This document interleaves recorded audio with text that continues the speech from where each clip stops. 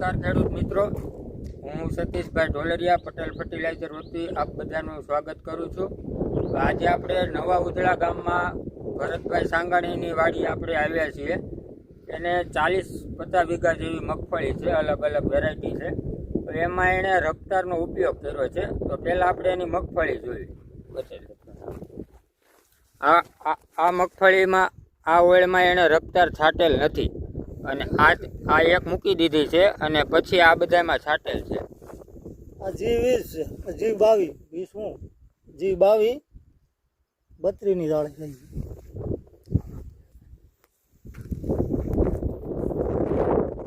તો આપણે મગફળી જોઈ શકીએ છીએ કે ભરતભાઈ એક ઓળ મૂકી દીધી હતી, એમાં આમાં શું ફેર છે। મગફળીમાં ભરતભાઈ જે રાઉન્ડ માર્યો એને 5-7 દિવસ 8 દિવસ જેવો થઈ ગયા છે। એને શું કર્યું એ આપણે પૂછ્યું। બોલો ભરતભાઈ, તમે આમાં શું કર્યું તમે તમારી મગફળીમાં? આ G22 નંબરમાં વાવી છે મગફળી। એમાં મેં 21 તારીખે આ રફતાર છાંટેલી હતી। આજે 27 તારીખ થઈ, 6-7 દિવસ જેવું થયું છે। 40 થી 50 ml નો એને ઉપયોગ કરેલ હતો અને એક વેળ મૂકી દીધી છે। તો તમને રફતારનું રિઝલ્ટ ખરેખર કેવું લાગ્યું? સારું છે।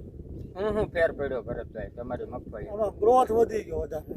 પછી એની સિવાય ફૂલની સંખ્યામાં પીળી પડતી હોય એમાં? ફૂલમાં તો શું છે, હજી વધારાના ઓલા બધા જાહેરાત કરે છે કે ભાઈ આ દવા છાંટો તો વધારે ફૂલ નીકળે ને ઓલું નીકળે ને હુયા બે, પણ આમાં ટોટલ બધું આવી ગયું। ગ્રોથ થયો, ફૂલની સંખ્યા વધી અને ગ્રીનરી આવી હતી એમ।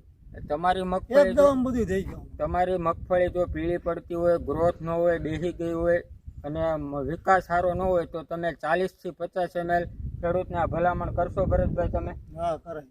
કોઈ પણ ખેડૂતને 40 થી 50 ml ની ભલામણ કરે છે ભરતભાઈ, એની મગફળી જોઈ શકો।